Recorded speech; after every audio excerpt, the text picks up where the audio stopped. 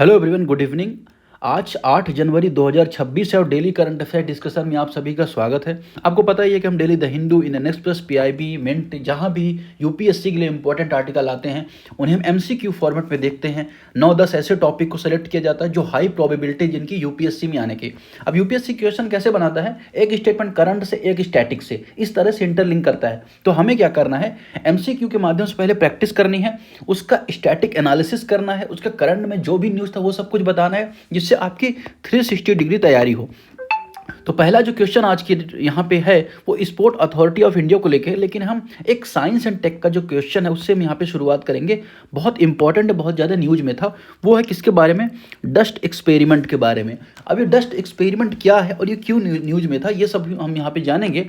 अगर हम बात करें कि हाल में क्या किया, इसरो ने डस्ट एक्सपेरिमेंट के माध्यम से पुष्टि किया, रेटिफाई किया। क्या रेटिफाई किया इसरो ने कि हर एक 1000 सेकंड में, मतलब हर एक 1000 सेकंड में एक इंटरप्लेनेटरी डस्ट पार्टिकल पृथ्वी के इन्वायरमेंट में प्रवेश कर रहा है। लेट्स, ये अर्थ है ना, और ये अर्थ का एटमॉस्फेयर है, इन्वायरमेंट है। तो इसमें ऐसा बोला जा रहा है डस्ट एक्सपेरिमेंट के माध्यम से कि एक इंटरप्लेनेटरी पार्टिकल यहाँ पे इंटर कर रहा है हमारी अर्थ के इन्वायरमेंट पे। अब ये कैसे पता चला, ये डस्ट एक्सपेरिमेंट से पता चला। अब ये डस्ट एक्सपेरिमेंट क्या है, तो भारत ने या इसरो ने इसको बनाया है, ठीक है, और इसको लॉन्च किया गया था PSLV polar satellite launch vehicle C58 mission के माध्यम से। कब, 1 जनवरी 2024 को। अब इसे 350 किलोमीटर ऊंचाई तक पहुंचाया गया था और ये इसरो का एक मिशन था, पोएम मिशन जिसे कहा जाता है। पोएम, पोएम का मतलब क्या, PSLV ऑर्बिटल एक्सपेरिमेंट मॉड्यूल। उस मिशन के माध्यम से इसको भी लॉन्च किया गया था, या मतलब उसका एक तरह से पार्ट रह चुका है।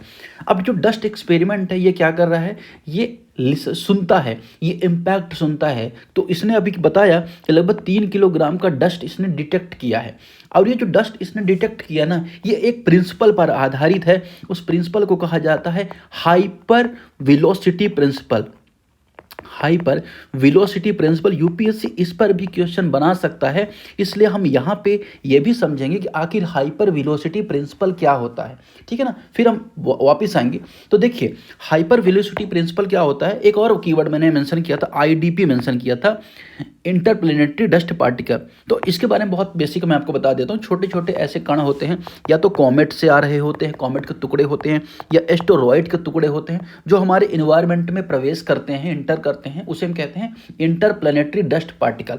लेकिन हम यहाँ पे अभी क्या चर्चा कर रहे थे, हाइपर वेलोसिटी प्रिंसिपल। ये क्या होता है, देखिए, कोई जो वस्तु होती है या कोई ऑब्जेक्ट होता है बहुत तेज से गति कर रहा है, फास्ट मूव कर रहा है, और इसकी मूवमेंट अगर 3 किलोमीटर पर सेकंड से अधिक है, पर सेकंड से अधिक है, मतलब 3 किलोमीटर 1 सेकंड में ही जा रहा है, इस स्पीड को हाइपर वेलोसिटी कहा जाता है, ठीक है ना। अब जो आईडीपीज हैं ये लगभग 10 to 17 किलोमीटर पर सेकंड की गति से चल रहे हैं, मतलब बहुत तेजी से चल रहे हैं। इसलिए ऐसा माना जा रहा है कि हाइपर वेलोसिटी प्रिंसिपल के माध्यम से इसे मापा जा रहा है, ठीक। तो ये मैंने आपको बता दिया हाइपर वेलोसिटी प्रिंसिपल के बारे में कि क्या स्पीड होती है, क्यों बोला जाता है। डेक्स मिशन के बारे में मैंने आपको बता दिया।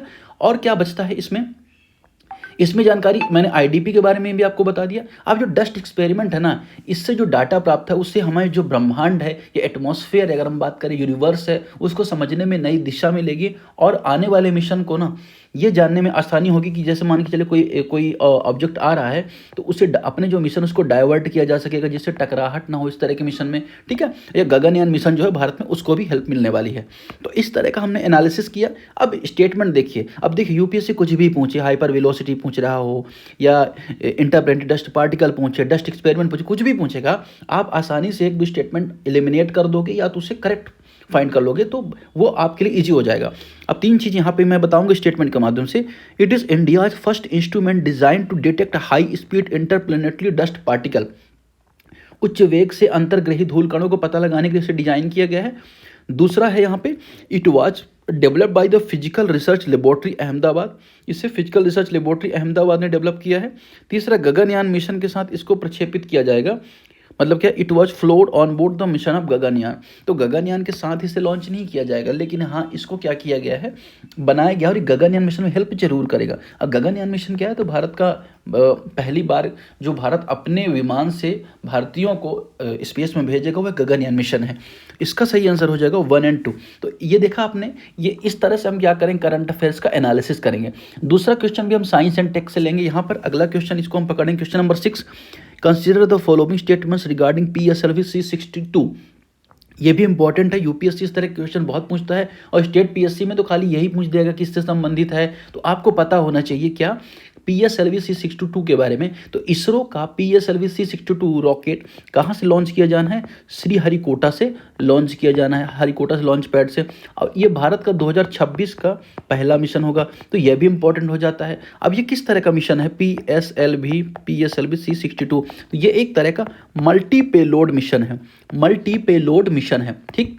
अब मल्टी पेलोड की अगर हम बात करें तो इसमें इसे बोला जा रहा है EOS, earth observation satellite N1, Anvesh, Anvesh इसको बोला जा रहा है, क्या, अर्थ ऑब्जर्वेशन सैटेलाइट। ये एक तरह का हाइपर स्पेक्ट्रल इमेजिंग सैटेलाइट होगा, जिसे किसने बनाया है, DRDO ने बनाया है। किसे, EOS N1 को। इंपॉर्टेंट याद रखिएगा, EOS N1 किससे संबंध, किसमें लॉन्च किया जाए, PSLV C62 के माध्यम से लॉन्च किया जाएगा। अब इसका पर्पज क्या है, नेशनल सिक्योरिटी, सीमा की निगरानी करना, एग्रीकल्चर से रिलेटेड भी इसका उपयोग है ना, अर्बन जो मैपिंग है उसमें भी इसका उपयोग है। तो वेरियस एप्लीकेशंस इसके हैं, ठीक है। तो ये बात आपको यहाँ पे याद रखनी है इसके बारे में, PSLV C62 के बारे में। अब चलिए यहाँ पे स्टेटमेंट्स बन रहे हैं क्या, it is the ISRO's first space launch 2026 इस 2026 का इसरो का पहला मिशन है, that is absolutely right. It primary payload EOS N1 in hyper spectral imaging satellite, इसका प्राथमिक पेलोड एक हाइपर स्पेक्ट्रल इमेजिंग सैटेलाइट है। तीसरा स्टेटमेंट है EOS N1 was developed primarily for civilian metrological application. मतलब क्या, कि मौसम संबंधी जानकारी के लिए प्राइमरली बनाया गया। देखिए प्राइमरली तो इसे DRDO ने बनाया है, और DRDO defence research development organisation defence से रिलेटेड इक्विपमेंट को बनाती है। तो उसका primary purpose national security, mapping, या अगर हम बात करें कि सीमा की निगरानी करना है, ना कि अगर हम बात करें एग्रीकल्चर या एनीथिंग। तो पहला 1 2 यहाँ पे करेक्ट हो जाएगा। हालांकि इसके बहुत सारे एप्लीकेशन है, लेकिन प्राइमरली एप्लीकेशन क्या है ये आपको पता होना चाहिए। आगे बढ़ते हैं नेक्स्ट क्वेश्चन की तरफ, पहले नीचे वाले खत्म कर लेते हैं फिर ऊपर आ जाएंगे। जैसे तडोबा अंधेरी, अब आप पूछोगे कि ये आप ऐसी क्रोनोलॉजी क्यों कर रहे हैं। देखिए कुछ लोग 5 ही मिनट वीडियो देखते हैं, कुछ 6 मिनट देखते हैं, कुछ 4 मिनट देखते हैं। तो मैं चाहता हूँ कि जो हाई इंपॉर्टेंट क्वेश्चन हैं या 6-7 बहुत ज़्यादा इंपॉर्टेंट क्वेश्चन, उन्हें पहले अटेम्प्ट कर लिया जाए, तो इसलिए ये मेरा पर्पज है। चलिए शुरू करते हैं। With the reference of Tadoba, क्या क्वेश्चन है यहाँ पे, with the reference of Tadoba Andheri tiger reserve consider the following statements. Tadoba Andheri tiger reserve के बारे में बताना है। डेली महाराष्ट्र का एक टाइगर रिजर्व चर्चा में है। तो मैंने आपको बताया था कि 9 टाइगर रिजर्व है, कहाँ पे, महाराष्ट्र में। कहाँ पे, महाराष्ट्र में, ठीक है। वर्तमान में 58 टाइगर रिजर्व हैं, ठीक है। ये भी मैंने आपको एक रील के माध्यम से बताया था। 58वां टाइगर रिजर्व कौन सा है, माधव टाइगर रिजर्व है। माधव टाइगर रिजर्व कहाँ पे है, मध्य प्रदेश में है। मध्य प्रदेश में सबसे ज़्यादा टाइगर रिजर्व है, मध्य प्रदेश सबसे ज़्यादा बाघ है। टाइगर प्रोजेक्ट की शुरुआत 1973 में हुई थी। ये सब आपको पता है, नहीं पता होगा तो अब ये पता चल गया होगा। तडोबा जो टाइगर रिजर्व है, वहाँ पे अगर आप देखेंगे स्टे डॉग के खतरे को कम करने के लिए स्टेराइलाइजेशन या वैक्सीनेशन प्रोग्राम शुरू किया गया है। अब स्टेराइलाइजेशन मतलब कि बंध्याकरण, बंध्याकरण मतलब क्या, बांझ बनाना एक तरह से। अगर आप देखें कि इस तरह के जो स्टे डॉग्स हैं पैदा ही ना हो, और वैक्सीनेशन प्रोग्राम भी चलाया जा रहा है। तो तडोबा जो अंधेरी टाइगर रिजर्व है, उसकी लोकेशन कहाँ पे है, महाराष्ट्र में आती है। महाराष्ट्र में चंद्रपुर जिला है इसकी लोकेशन है। इसको 1955 में इस्टेब्लिश किया गया था, और ये 2 क्षेत्रों को मिलाकर बनता है। एक तो है तडोबा नेशनल पार्क है, मतलब तडोबा नेशनल पार्क है, और अंधेरी टाइगर रिजर्व है या वाइल्ड लाइफ सेंचुरीज भी है, ठीक है। तो ये दोनों आप यहाँ पे याद रखना है। अब अगर हम बात करें ना, तो ये तडोबा लेक है, यहाँ पे कोलसा लेक है, और तडोबा रिवर भी यहाँ पे फ्लो करती है। अगर हम फ्लोरा एंड फौना या वेजिटेशन की बात करें तो ट्रॉपिकल ड्राई डेसिडुअस उष्ण कटिबंधी पर्णपाती वन, शुष्क पर्णपाती या ड्राई डेसिडुअस मतलब कम पानी जहाँ मिलता है वहाँ पे शुष्क पर्णपाती वन होते हैं, वो यहाँ पे पाए जाते हैं। जैसे टीक पाया जाता है ना, महुआ पाया जाता है। अब यहाँ पे बाघ पाए जाते हैं, भारतीय तेंदुआ पाया जाता है। तो इस तरह के जीव जंतु यहाँ पे पाए जाते हैं। चलिए, तो ये सारी बातें हमने यहाँ पे इसके बारे में यहाँ पे देखी। इस तरह क्वेश्चन बन सकता है कि हाल में कहाँ पे डॉग को लेकर किस तरह के प्रोजेक्ट चलाया जा रहा है। तो 1 डे एग्जाम में डायरेक्ट ऐसे क्वेश्चन पूछा जा सकता है। चलिए स्टेटमेंट क्या है, it is the largest oldest tiger reserve in Maharashtra, Maharashtra का सबसे पुराना टाइगर रिजर्व है, ये भी स्टेटमेंट आपको पता चल गया, एकदम करेक्ट है यहाँ पे। इसको 1955 में स्टैब्लिश किया गया था और ये राष्ट्रीय उद्यान वन्य जीव अभ्यारण्य इसमें शामिल है, ये भी एकदम करेक्ट है। ये नेशनल पार्क और वन्य जीव अभ्यारण्य भी इसमें शामिल है। The reserve falls the western Himalayas biographical zone, यह रिजर्व पश्चिमी हिमालय जैव भौगोलिक क्षेत्र से, यह तो आपको पता होगा भाई महाराष्ट्र कहाँ पश्चिमी हिमालय है, कहाँ महाराष्ट्र है। तीसरा ऑप्शन एलिमिनेट हो जाएगा, 1 2 यहाँ पे करेक्ट आंसर हो जाएगा। अब अगला जो टॉपिक है वह भी एक वाइल्ड लाइफ सेंचुरी को लेके है, थंथाई पेरियार वाइल्ड लाइफ सेंचुरी। कौन सा? थंथाई पेरियार वाइल्ड लाइफ सेंचुरी। यहाँ पर क्यों इंपॉर्टेंट है कि all India tiger estimation AITE 26 का पहला चरण यहाँ पे शुरू हुआ है, ऑल इंडिया टाइगर एस्टिमेशन, ठीक है ना। तो टाइगर का एस्टिमेट करने के लिए यहाँ पे शुरू किया गया है। और ये पेरियार कहाँ पे है? तमिलनाडु में है। ये कहाँ पे है? तमिलनाडु के ईरोड डिस्ट्रिक्ट में, ईरोड जिला में यह वाइल्ड लाइफ सेंचुरी है, ठीक है ना। अब ये तमिलनाडु के कहाँ पे निकट, जो सत्यमंगलम टाइगर रिजर्व है वहाँ से जुड़ा हुआ है, और कर्नाटक का माले महादेश्वर वाइल्ड लाइफ सेंचुरी और कावेरी वाइल्ड लाइफ सेंचुरी के बीच में है, ठीक है। अब अगर हम बात करें इंपॉर्टेंट चीज, जो नेशनल टाइगर कंजर्वेशन अथॉरिटी द्वारा वह टाइगर कॉरिडोर में भी शामिल है, किसके द्वारा? NTCA के द्वारा। ये किस में शामिल है? वेस्टर्न घाट किस में शामिल है? टाइगर कॉरिडोर में ये शामिल है। और यहाँ पे कौन सी नदी NTCA द्वारा? NTCA क्या है? टाइगर कंजर्वेशन को लेकर मेन अथॉरिटी है, ठीक है ना। और यहाँ पे एक नदी बहती है, पलार नदी, पलार नदी बहती है। और ये पलार नदी किसकी सहायक नदी है? तो कावेरी की सहायक नदी है। तो ये सारी चीज़ें आपने यहाँ से जुड़ी हुई देखी। यहाँ पे एलिफेंट्स है, इंडियन बाइसन है, गौर, ये सब पाए जाते हैं। अब देखिए ऑल इंडिया टाइगर एस्टीमेट क्या है? बाघों की गणना को एनालिसिस करने के लिए हर 4 वर्ष में टाइगर का एस्टीमेट होता है। 2022 में जब एस्टीमेट हुआ तो पता चला कि मध्य प्रदेश में सबसे ज़्यादा बाघ है, उसके बाद कर्नाटक में सबसे ज़्यादा बाघ है, उसके बाद आई थिंक महाराष्ट्र है। तो ये सब पता चला। तो अभी 2026 का शुरू हो रहा है, तो सबसे पहले यहीं पे किया गया, कहाँ पे? थंथाई पेरियार वाइल्ड लाइफ सेंचुरी में, ठीक है। चलिए अब ऑप्शन बन रहे हैं यहाँ पर, it is located in the Bargur Himalaya of Tamil Nadu. अगर मैं आपको जरा सा भी बेनिफिट दे पा रहा हूँ इस वीडियो के थ्रू, जो मैं लगातार 5 से 6 महीने से कर रहा हूँ, तो आप मेरे लिए बस इतना करें कि एक लाइक जरूर करें और एक कमेंट करें और एक पर्सन से शेयर करें। तो इतना अगर आप कर लेते हैं तो मेरे लिए बहुत महत्व रखता है इस चीज़ को लेकर, क्योंकि ज़्यादा से ज़्यादा लोगों तक जब ये चैनल पहुँचेगा तो मुझे एक मोटिवेशन मिलेगा, व्यूज़ अच्छे जाएंगे तो मुझे भी अच्छा लगेगा कि हाँ मेरा जो वर्क है वो सच में आपके लिए बेनिफिट कर रहा है। तो इतना जरूर करें। चलिए शुरू करते हैं। It serve as a tiger corridor identified by the national tiger conservation authority. NTCA द्वारा टाइगर कॉरिडोर के रूप में से आइडेंटिफाई किया गया है। That is absolutely right. तीसरा, ये पश्चिमी घाट में है। देखिए तमिलनाडु की लोकेशन अगर आप देखेंगे ना तो ये इस लोकेशन में है। पश्चिमी घाट ये वाला पार्ट है, तो पूर्वी घाट अगर आप कह सकते थे, पश्चिमी घाट में तो नहीं है, ठीक है। तो 1 और 2 यहाँ पे इसका करेक्ट आंसर हो जाएगा A, ठीक है। अब ये 9th क्वेश्चन है, इसको भी चलिए देख लेते हैं, फिर ऊपर चलते हैं, आगे क्वेश्चन देखेंगे बीघा के बारे में। बीघा क्या है ना। अगर हम देखें हाल में असम सरकार ने Burha Chapori wild life sanctuary में लगभग 6200 बीघा जमीन का अतिक्रमण हटाने के लिए इविक्शन ड्राइव को पूरा किया है। अब ये इंपॉर्टेंट क्या है आपके लिए, ये जो कौन सा वाइल्ड लाइफ सेंचुरी, उसका नाम मैं यहाँ पे लिख देता हूँ, Burha Chapori wild life sanctuary. ये Burha Chapori wild life sanctuary कहाँ है? असम में है। और यहाँ पे बीघा क्या है? बीघा तो आपको पता है कि भूमि को मापने का एक तरीका है जो भारत, नेपाल, बांग्लादेश, UP वगैरह में भी यूज होता है। तो यहाँ पे अगर हम बात करें तो अतिक्रमण को हटाने के लिए ड्राइव यहाँ पे शुरू की गई थी। ये बात हो गई, ठीक। अगर हम बता दें कि बीघा के बारे में और कुछ, बीघा के बारे में UPSC क्वेश्चन डायरेक्टली देखिए नहीं पूछेगा, है ना। बीघा जो होता है 1 एकड़ से बड़ा होता है, मतलब अगर आप देखोगे ना तो एक, और इस पर UPSC क्वेश्चन तो नहीं पूछेगा, लेकिन आपको इतना पता होना चाहिए कि हाँ ये 1 एकड़ से बड़ा होता है। और ये संबंधित कहाँ से, ये आपको थोड़ा पता होना चाहिए। बीघा इज ट्रेडिशनल यूनिट, मतलब ऐसा है ना कि कीवर्ड पूछ देगा बीघा और कुछ दे दिया 4 कीवर्ड, तो आपको थोड़ा सा पहचानना होगा कि हाँ ज़मीन को मापने वाली एक कोई इकाई है। Traditional unit of land measurement without no inform national standard, राष्ट्रीय मानक की परिभाषा नहीं है, जिसकी कोई समान राष्ट्रीय मानक परिभाषा नहीं है। बात यहाँ पे करेक्ट है। 1 बीघा पूरे भारत में समान 1 एकड़ बराबर, देखिए 1 एकड़ से ज़्यादा होता है। Bigha originated from the Sanskrit term vigraha, विग्रह से शब्द की उत्पत्ति हुई है, ये भी यहाँ पे करेक्ट है। तो 1 3 यहाँ पे करेक्ट हो जाएगा। अब हम ऊपर की तरफ चलेंगे और जो स्टार्टिंग के क्वेश्चन है उनको यहाँ पे डिस्कस करेंगे, क्योंकि ये भी एचटी उतने इंपॉर्टेंट है। हालांकि साइंस एंड टेक के क्वेश्चन थे, हमने यहाँ पे पहले डिस्कस देख कर लिया। अब गेम को लेकर यहाँ पे स्पोर्ट अथॉरिटी ऑफ इंडिया को लेकर यहाँ पे क्वेश्चन बन रहा है, with the reference of sport authority of India consider the following statement. अब ये स्पोर्ट अथॉरिटी ऑफ इंडिया है क्या? हाल ही में नई दिल्ली में स्पोर्ट साइंस डिवीजन में कॉम्बैट स्पोर्ट कोचों के लिए 4 दिवसीय एक तरह का वर्कशॉप आयोजन किया गया था, कहाँ पे, नई दिल्ली में।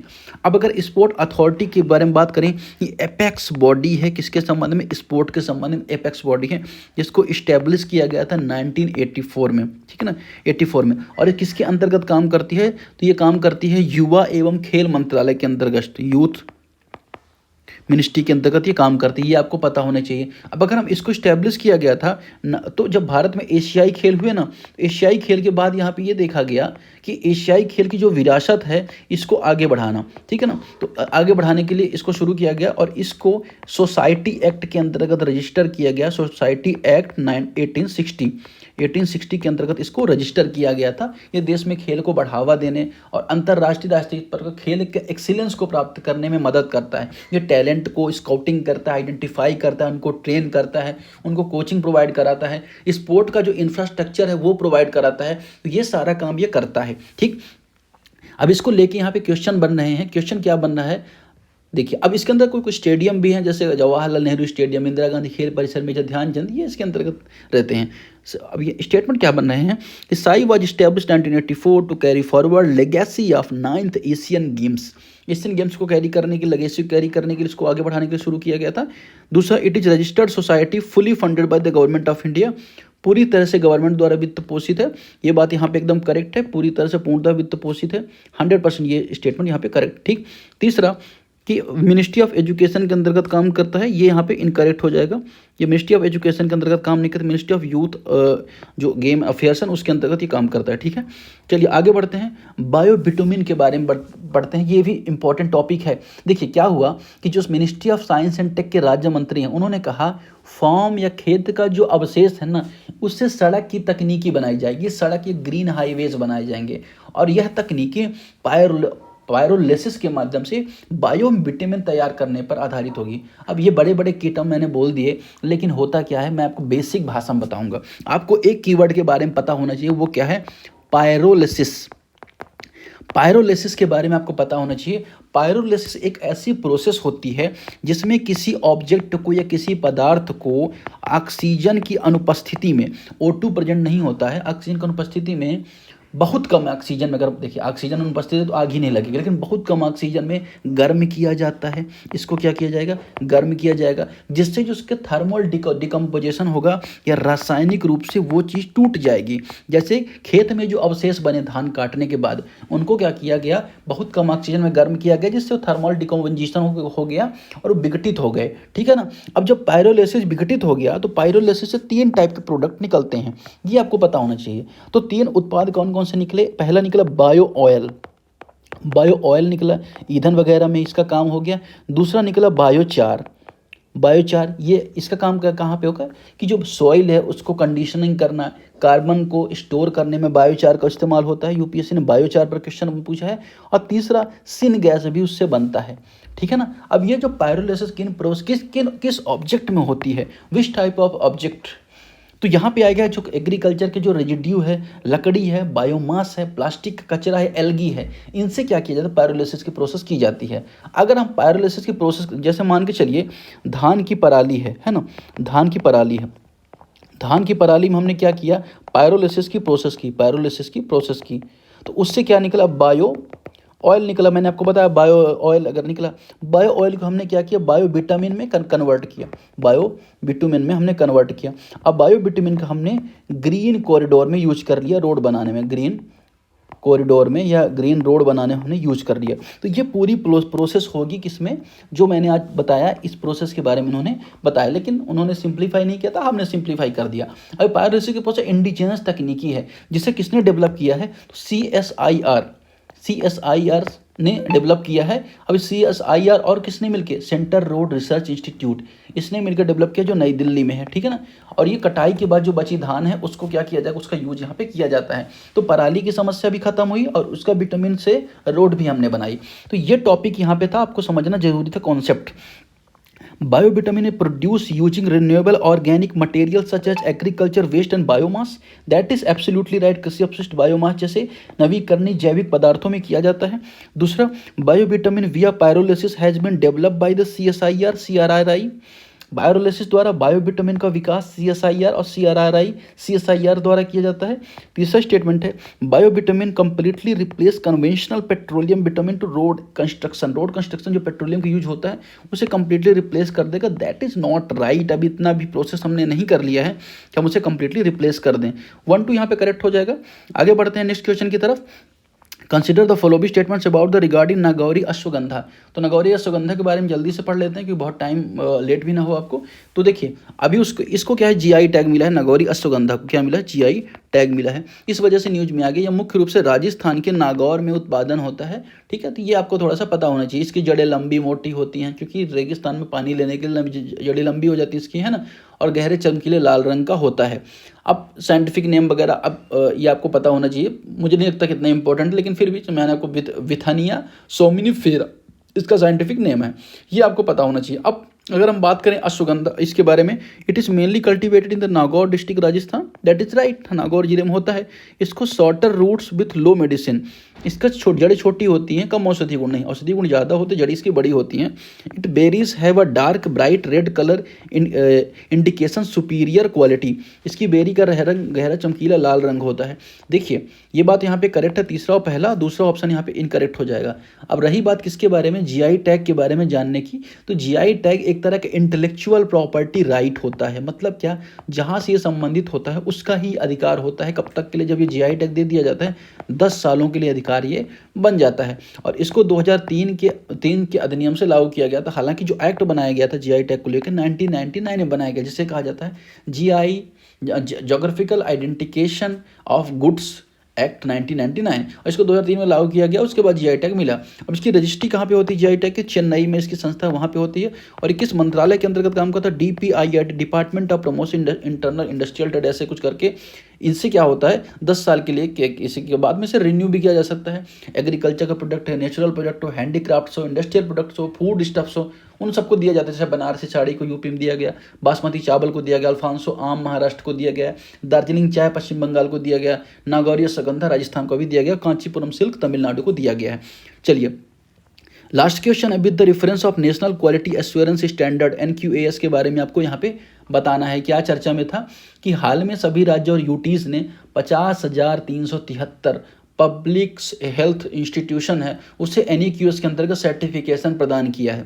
ठीक है ना, तो एक तरह का सर्टिफिकेशन है जो दिया जाता है किसके द्वारा, ministry of health and family welfare जो मिनिस्ट्री है उसके माध्यम से दिया जाता है। और इसको शुरू किया गया था 2015 में। ठीक है ना, प्रारंभ में 10 ही स्वास्थ्य संस्थाएं प्रमाणित थी, बाद में अगर हम देखेंगे तो और धीरे धीरे होती हैं। अब ये डिस्ट्रिक्ट हॉस्पिटल पर था शुरू में कि सेफ हो, पेशेंट सेंट्रिक हो, क्वालिटी हो, सर्विसेज क्वालिटी हो। ठीक है, अब यहाँ पे अगर आप देखोगे अभी डिस्ट्रिक्ट हॉस्पिटल हो, सब डिस्ट्रिक्ट हॉस्पिटल हो, कम्युनिटी हेल्थ सेंटर हो या आयुष्मान आरोग्य मंदिर हो, वेरियस जगह पे यहाँ पे दिया जाता है अपनी सेवाओं की गुणवत्ता जिससे वो आकलन कर सकते हैं, सर्विस प्रोविजन हो, पेशेंट्स राइट हो, वो सारी चीज़ों को कंसीडर करें। NQS was initiated 2015 ministry of health and family welfare, that is right. NQS प्रमाण केवल जिला अस्पतालों तक सीमित नहीं, लोकल लेवल पर भी दिया जाता है, कम्युनिटी हेल्थ सेंटर्स को भी दिया जाता है। दूसरा ऑप्शन हमें इनकरेक्ट हो जाएगा। NQS standard arrange under the 8 area of concern, NQS प्रमाणन 8 एरिया ऑफ कंसर्न के अंतर्गत व्यवस्थित होता है। ये भी यहाँ पे करेक्ट है, 1 और 3 यहाँ पे करेक्ट हो जाएगा और सही आंसर क्या हो जाएगा, A। ठीक है, तो आज की डिस्कशन फिलहाल इतना ही। आप लाइक, कमेंट और सब्सक्राइब जरूर करें अगर आप पहली बार